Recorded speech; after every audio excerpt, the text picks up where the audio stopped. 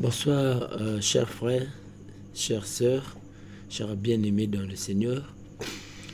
Le Seigneur m'a mis à cœur qu'on puisse partager un thème vraiment précieux sur le retour de notre Seigneur Jésus-Christ. Alors, pour d'abord commencer, nous allons d'abord prier, rendre gloire à ce Dieu, lui rendre ses grâces, ses gloires, car il est le roi, il mérite notre louange, notre adoration, il mérite d'être loué, qu'il nous parle pour ce thème. Seigneur Papa, nous te prions, nous te bénissons. Merci Jésus-Christ de Nazareth, Papa, enseigne-nous ta parole. Merci Père de gloire. Papa, laisse que cette parole, cette exhortation puisse nous donner la force, le courage, alléluia Papa, de continuer à se maintenir jusqu'à ce que tu reviendras. Au nom de Jésus-Christ, Seigneur. Amen. Alors, chers frères et sœurs, notre thème, c'est le retour de Jésus, comme je vous ai dit. C'est le retour de Jésus. Alors, à présent, pourquoi le retour de Jésus? Le retour de Jésus-Christ, c'est l'une des vérités fondamentales de la Bible. Parmi les vérités fondamentales de la Bible, le retour de Jésus-Christ en fait partie. Mais malheureusement, nous constatons dans les églises, il y a des gens qui négligent ce thème. Il y a des gens qui ne parlent même pas de ce thème. Comme j'ai croisé un chrétien, je lui ai posé la question, sais-tu qu'un jour Jésus-Christ reviendra pour son église?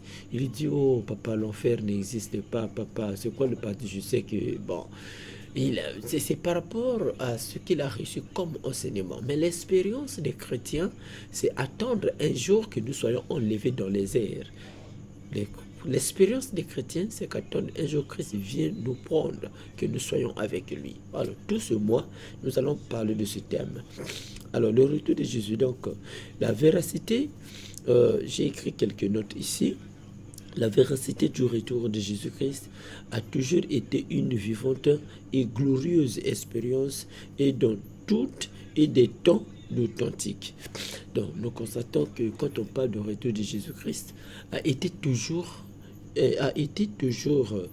un thème, a toujours été une vivante et glorieuse expérience de tous les temps.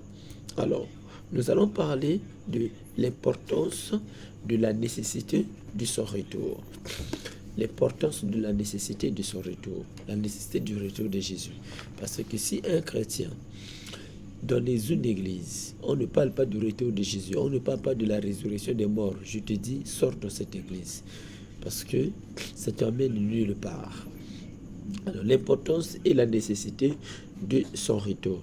Donc, ce fait semble fondamental puisque la Bible en parle plus de 300 fois dans les 260 chapitres du Nouveau Testament. Plus de 300 fois dans les 260 chapitres du Nouveau Testament. Donc, si Jésus-Christ ne devait pas revenir, la foi chrétienne ne devait pas être forte. Si Jésus-Christ ne devait pas revenir physiquement et littéralement sur cette terre pour établir son royaume, alors le christianisme serait le plus grand canular. Donc, si Jésus-Christ ne venait pas, si Jésus-Christ n'avait pas qu'un jour il reviendra prendre son église, alors le christianisme ne devait pas être forte. Parce que la force du christianisme, parce que son maître revient bientôt. C'est ça notre force. Alors, ici nous comprenons avec la Bible, avec Paul, et que donc, nous avons ici première dimension et deux dimensions. La première étape, donc nous avons la première étape, c'est dans la seconde venue, parce que dans la seconde venue, nous avons deux étapes, la première et la deuxième, parce que la première venue avait déjà eu lieu. Jésus-Christ est venu sur la terre comme un agneau immolé qui ôte le péché du monde. Il est venu, les siens l'ont tué, on ne l'a pas reconnu.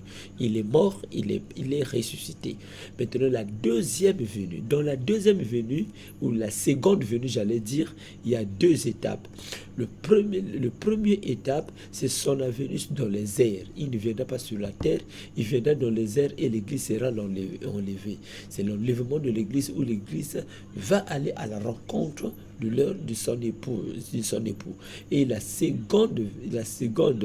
deuxième étape de la seconde venue, c'est là où il viendra avec l'Église. Il viendra accompagné de son épouse. Il va poser les pieds sur le mont des Oliviers. Il viendra sur terre physiquement. Il va poser les pieds sur le mont des Oliviers. Ça ne concerne pas l'Église. Ça concerne Israël. Donc nous devons comprendre qu'il y a deux venues de Jésus. Le premier venu avait déjà eu lieu. Jésus-Christ est venu comme étant l'agneau qui ôte le péché du monde. La deuxième venue, dans cette deuxième venue, il y a deux étapes. Dans le premier étape, il viendra dans les airs. Il ne viendra pas sur la terre, mais l'Église sera enlevée, partir à sa rencontre dans les airs. La deuxième étape de cette seconde venue, Jésus reviendra maintenant poser ses pieds sur le mont des Oliviers. Ça concerne maintenant l'Israël. Ça sera maintenant après la tribulation. Parce que le premier étape aura lieu avant la tribulation. Alors, donc, les premiers chrétiens avaient cette idée déjà en tête. Donc, il vient dans les airs. Donc, premièrement, il vient dans les airs. Et deuxièmement, sur la terre en Israël. Puis précisément sur le mont Olivier. Excusez-moi, j'avais dit quelle montagne que j'avais prononcé, mais c'est sur le mont des Oliviers que Jésus-Christ va venir poser ses pieds. Alors, la première étape concerne l'Église et la seconde concerne Israël. Sa première venue, ça se fera avant la grande tribulation et la deuxième après cet événement de la grande tribulation. Donc là, nous comprenons déjà les deux niveaux ou les deux étapes de la seconde venue de Christ. Alors, les premiers chrétiens vivaient dans la constante expectative que leur bien-aimé sauveur et maître allait revenir. Les apôtres y croyaient. Alors, nous aussi, nous devons croire, chers pasteurs, vous qui prêchez dans les églises, enseignez les enfants à connaître quel est ce moment, à connaître ce thème, à connaître et à bien se préparer pour l'arrivée de Jésus-Christ. Le retour de Jésus-Christ est l'espérance de l'Église. Le retour de Jésus-Christ est l'espérance de l'Église. Je vais quand même lire, pour ne pas dire que je suis en train de parler sans lire, je vais quand même lire dans le livre de Actes des Apôtres, le chapitre 23, le verset 6. Actes des Apôtres, chapitre 23, le verset 6. La Bible dit ceci: c'est à cause de l'espérance et de la résurrection des morts que je suis mis en jugement. Paul, il dit, c'est à cause de l'espérance et de la résurrection des morts qu'il était mis en jugement. Parce que lui, quand il parle de cette espérance, parce que l'espérance qui nous attend, qui attend les chrétiens, c'est cette espérance et c'est l'enlèvement. C'est d'aller dans les cieux, c'est l'arrivée de Jésus-Christ et la résurrection. Quand il parlait de ces choses, c'est là où il était jugé. Parce que les pharisiens étaient contre les propos de Paul concernant la résurrection et l'arrivée du Messie pour prendre son église. Allez, voir aussi Actes chapitre 26, le verset 6 à 8, Romains chapitre 8, le verset 23 à 25. Il exhorte aussi les chrétiens à une vie sainte et consacrée en attendant la bienheureuse espérance et la manifestation de la gloire de notre grand Dieu et Sauveur Jésus-Christ. Tite, chapitre 2, le verset 13. Alors, nous devons se préparer. Nous devons se préparer à se garder. Nous devons se consacrer nos vies à l'attente de l'arrivée de Jésus. Bien-aimé, toi qui parfois tu dis que ce thème a été parlé des années avant que nous venions au monde. Jésus revient bientôt, mais juste alors ne vient pas. Mais je te pose la question, mais si la mort t'arrive, avec la mort aussi, tu vas dire que si la mort a mis du temps, mais la mort peut te surprendre aujourd'hui, mais après ta mort, ta conscience, tu seras conscient de l'endroit où tu vas aller. L'enfer existe et le paradis aussi existe. Alors, donc, nous devons se consacrer, nous devons mener une vie de consécration en attendant la bienheureuse espérance et la manifestation de la gloire de notre Dieu. C'est ça ce qui nous attend, c'est ce qui est important. L'apôtre Pierre dit ceci dans le livre de 1 Pierre chapitre 1, le verset 3, l'apôtre Pierre, quand il dit ceci, lui aussi, il dit, lui aussi proclamait avec force. Lui, Pierre, il dit, béni soit Dieu, le Père de notre Seigneur Jésus-Christ, qui, selon sa grande miséricorde, nous a régénérés pour une espérance vivante par la résurrection de Jésus-Christ dont il est mort. L'apôtre Jean dit dans 1 Jean chapitre 3, le verset 2, l'apôtre Jean confirme cela en disant, bien-aimés, nous sommes maintenant enfants de Dieu, et ce que nous serons n'a pas encore été manifesté. Mais nous savons que lorsqu'il paraîtra, nous serons semblables à lui, parce que nous le verrons tel qu'il est. Quiconque a cette espérance en lui se purifie comme lui-même est pur. Bien-aimé, j'aimerais t'exhorter que continuons à nous purifier comme il est pur jusqu'à ce qu'il revienne pour nous prendre. Jésus-Christ va revenir pour prendre les siens. Toi, si tu es dans le lot des élus, c'est que tu seras enlevé le jour. C'est ça le message de ce mois. Dieu m'a mis à cœur de parler de ce message tout ce mois. Alors, nous devons s'attendre que le Seigneur revienne bientôt. Et nous allons le voir tel qu'il est. Tel qu'il est. Les Juifs l'ont vu tel qu'il est. Les Juifs l'ont vu, mais ils n'ont pas cru que celui-ci c'est le Messie. Mais toi et moi, on ne l'a pas vu, on a cru. Mais tel qu'on a cru, c'est que nous allons le voir tel qu'il est. Alors, quand il comparaîtra dans son corps de gloire, quand il viendra dans son corps de gloire, nous irons à sa rencontre avec, pas avec ce corps. Ce corps-là, c'est un corps mortel. Nous aurons un corps incorruptible. Bien aimé, il faut attendre à cette espérance. Donc, la certitude de son retour dans l'événement le plus glorieux du passé a été la venue de Jésus-Christ sur terre pour chercher et sauver ce qui était perdu. Luc chapitre 19, le verset 10. Il était venu pour chercher et sauver ce qui était perdu. Jésus était venu comme un agneau, un sauveur. Il est là, mais les gens ne l'ont pas cru. Il est là au milieu de nous. Si tu donnes ta vie à Jésus-Christ, tu seras sauvé. Il est venu pour nous sauver du grand jugement. Il est venu pour nous sauver de la colère à venir. Parce que l'enfer n'était pas fait pour les hommes, n'est pas fait pour les hommes. L'enfer est fait pour le diable et ses démons. Mais le diable veut que nous puissions aller à l'enfer avec lui. Mais Jésus-Christ, Dieu par son amour, il a envoyé son Fils unique avec quiconque croit en lui ne périsse point, mais qu'il ait la vie éternelle. Mais quelle est cette vie éternelle et comment la voir? On peut qu'avoir la vie éternelle si on a Christ en nous et que nous soyons avec lui. Alors, c'est ça notre espérance. Alors, nous comprenons ici le fait à venir, le plus important et le plus retentissant sera son retour. La Bible enseigne clairement que Jésus-Christ va revenir. C'est ce que la Bible dit, ce que j'ai écrit dans mes notes. La Bible enseigne clairement que Jésus-Christ reviendra. Il va revenir. De nombreux passages bibliques l'attestent. Jésus-Christ lui-même a déclaré qu'il reviendra personnellement. Lui-même, il a dit, je reviendrai personnellement. Je vais vous préparer une place. Et lorsque je m'en serai allé et que je vous aurai préparé une place, je reviendrai et je vous prendrai avec moi, afin que là où je suis, vous y soyez aussi. Jean chapitre 14, le verset 3. Oh, bien-aimé, aussi sûrement que Jésus-Christ est monté au ciel, il en reviendra pour enlever ses disciples et les avoir éternellement avec lui dans les cieux. Comme Jésus-Christ est parti au ciel, il va revenir nous prendre pour que nous soyons avec lui pour toujours éternellement dans les cieux, dans sa gloire. Waouh! J'aime ce jour. Je veux que ce jour-là arrive et que nous soyons tous dans sa présence et que nous soyons tous dans sa gloire. Bien-aimé, regarde une chose, bien-aimé, je voudrais te dire une chose. Tu as sacrifié ta vie, tu as sacrifié toute ta jeunesse, tu as sacrifié tout ce que tu pouvais avoir pour le service du Seigneur. Et le jour-là, tu manques le revêtement. Et le jour-là, tu manques cette glorieuse attente. Bien-aimé, ça ne sert à rien.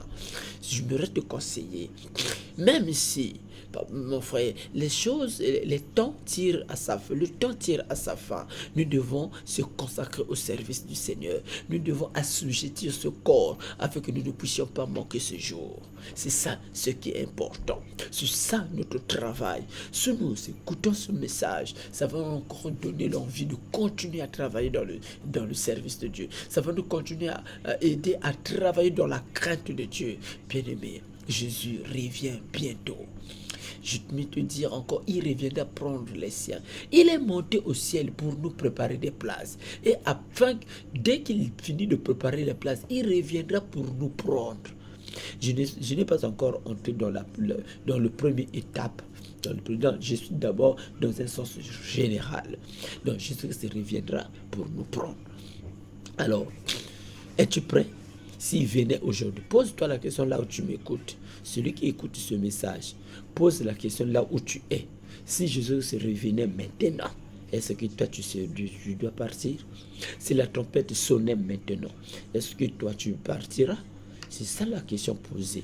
Mais si Jésus-Christ vient, il revient prendre son église, il te trouve, toi, pasteur, frère, sœur, chantre, je ne sais pas qui, dans une position qui n'est pas de lui, dans une position impudique, dans une boîte de nuit, sur, je ne sais pas comment je peux qualifier. Est-ce que tu es sûr, toi, tu iras au ciel?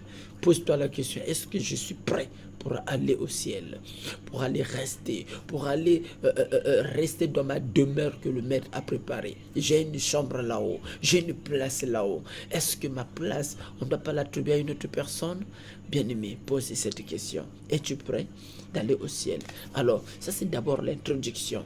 Demain, nous allons parler maintenant de ce qui va se passer dans notre première étape, le premier étape de l'enlèvement. De son avenue.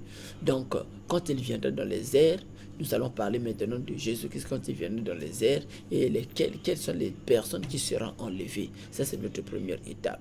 Bien-aimé, es-tu prêt? Donc, je voudrais te dire, sois conscient que Jésus-Christ arrive. Jésus reviendra à l'improviste comme un voleur. Matthieu chapitre 24, le verset 32 à 51. Matthieu chapitre 25, le verset 1 à 13. Subitement, il viendra à l'improviste. Bien aimé, si le voleur te dit que je viendrai voler dans ta maison, je pense que personne va dormir. Tu vas monter la garde. Mais Jésus-Christ viendra comme un voleur, à l'improviste. Il peut venir aujourd'hui, il peut venir demain, il peut venir à 12h, à 13h, à 14h, à 15h, à 16h. Il dit, même lui-même, il ne connaît pas, seul le Père qui le connaît. Même les anges aussi ne connaissent pas. Jésus-Christ viendra comme un voleur, subitement à l'improviste, subitement. Matthieu chapitre 24, verset 26 à 28. Dans la gloire de son Père et avec ses anges, il viendra. Waouh!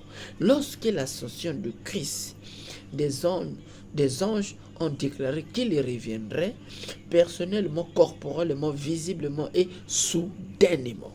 Acte chapitre 1, le verset 10. Bien-aimé, es-tu prêt?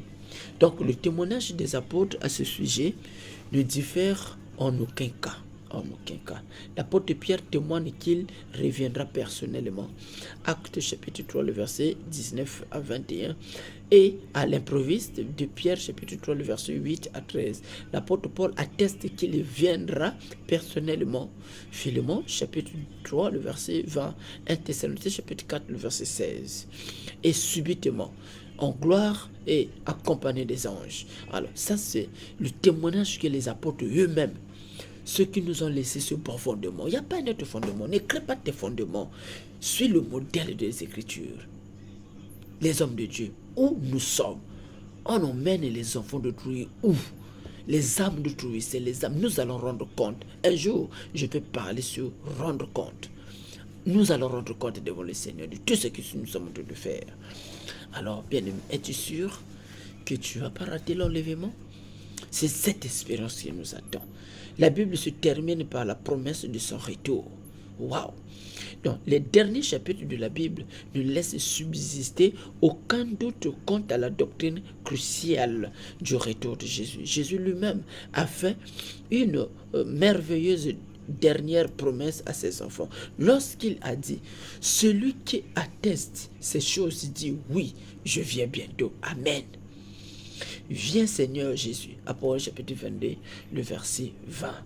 Alors, bien-aimés, cette exhortation que je vous ai préparée, que le Seigneur nous a préparée, et nous allons vraiment attendre que Jésus-Christ arrive, mais dans quelle position? Préparons-nous aux conséquences, préparons-nous vraiment, s'il faut, préparons-nous, parce que les conséquences pratiques de cette réalité est que le retour de Jésus-Christ est un puissant stimulant pour encourager le chrétien. C'est un puissant stimulant pour encourager le chrétien à vivre un christianisme biblique. C'est ça les conséquences positives, pratiques de cette réalité du retour de Jésus. Ça nous aide. C'est un puissant stimulant qui nous encourage, qui nous aide à vivre un christianisme biblique authentique.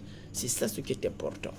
Alors, donc, en nous croyant sincèrement, le chrétien reste attaché à la saine doctrine, car ceux qui entièrement cette expérience, ceux qui entretiennent cette expérience de tout leur cœur ne nieront jamais la divinité de Jésus-Christ. Alors, frère, nie-toi la divinité de Christ, car Christ viendra pour toi, pour ta famille. Christ viendra. Consacre-toi à l'œuvre du Seigneur. Donne ta vie à Jésus. Accepte-lui comme Seigneur et Sauveur. Alors, bien aimé, c'est là où j'arrête mon message. Demain, nous allons parler les 2 étapes du retour de Jésus. Ça, c'est le thème de demain. Les 2 étapes du retour de Jésus. Prions. Seigneur, Papa, aide-moi, Papa, à vivre, à mener une vie de consécration jusqu'au jour où tu reviendras pour ton Église. Ô Roi, merci Seigneur, mon Dieu, mon Roi. Merci pour cette parole. Je prie pour moi-même. Je prie pour mes sœurs. Je prie pour mes frères. Oh roi, que nous tous nous attendions ce jour. Seigneur, accorde-nous la chance. Fais-nous grâce, mon Dieu, mon roi. Alléluia, mon Dieu, protège-nous, garde-nous contre toutes les possibilités que le diable a mises en place pour nous faire échouer cette espérance. Seigneur, aide-nous, mon Dieu, mon roi. Aide-nous à mener une vie chrétienne consacrée afin que ce jour que nous ne puissions pas rater. Au nom de Jésus. Amen. Soyez bénis au nom de Jésus-Christ. Il est le roi. Merci.